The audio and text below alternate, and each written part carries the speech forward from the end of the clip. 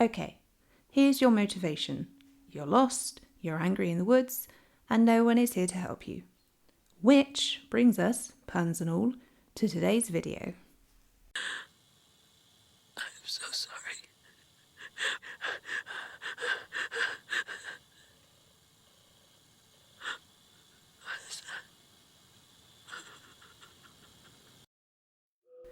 Maryland, USA.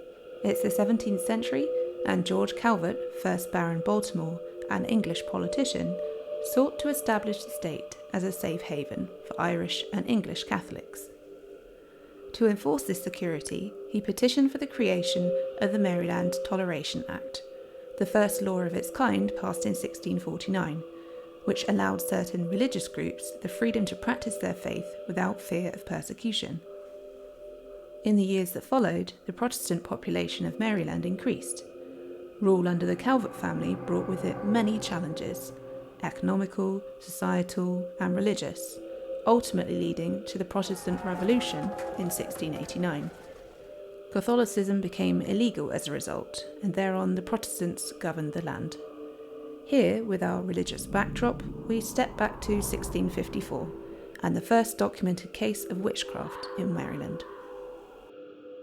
A vessel, Charity of London, docked in the town of St Mary's City, and the crew immediately reported the death of a passenger to officials.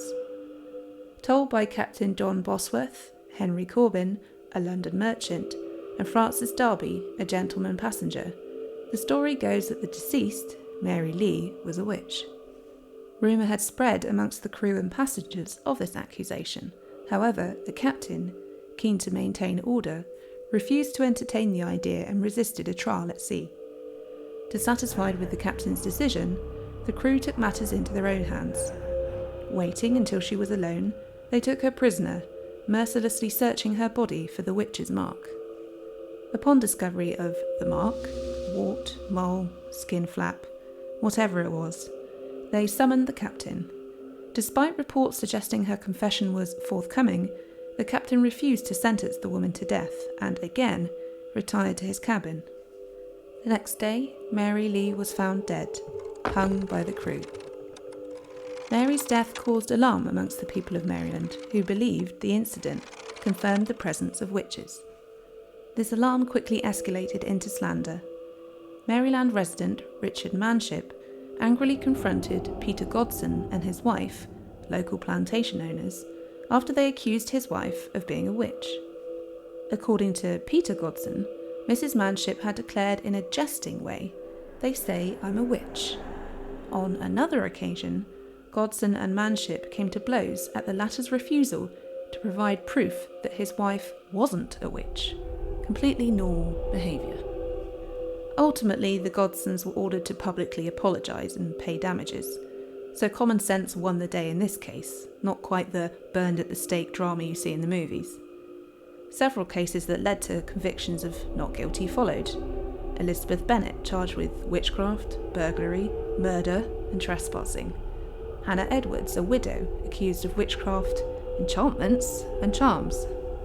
Virtue Veal, who apparently used witchcraft so vehemently her victim was rendered speechless. It wasn't until the case of Rebecca Fowler that a guilty verdict was established. Mrs. Fowler, a successful local landowner, was accused of using magic to harm multiple residents of Calvert County on multiple occasions. Her only documented accuser, however, was her servant, Frances Sainsbury. Whilst no evidence was made public by the court, it was documented that the victims' bodies were very much the worse consumed, pined, and lamed. Rebecca Fowler was hung in 1685 and remains the only person legally executed as a witch by a Maryland court.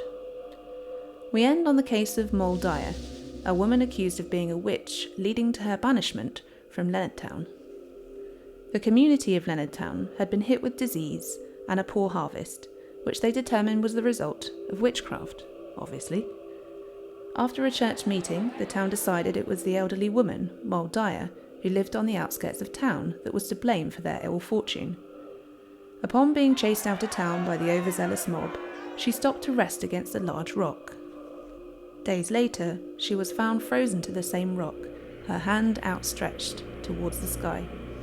Legend goes that she used her final moments to curse the people of Leonardtown. There are, of course, no legal records to verify this story, but it does make for a good folktale. It also inspired the backstory for the Blair Witch Project. So far as history records, each of these cases were mere word of mouth, but for the unfortunate few witches, community hysteria heightened by religious tension meant that frivolous accusations were treated as fact. As always, we'd love to hear your thoughts on these stories, so let us know in the comments. Have fun storming the castle.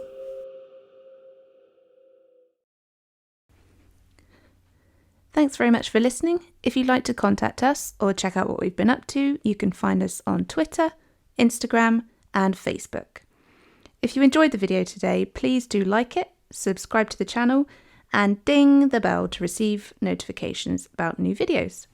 See you in the next one.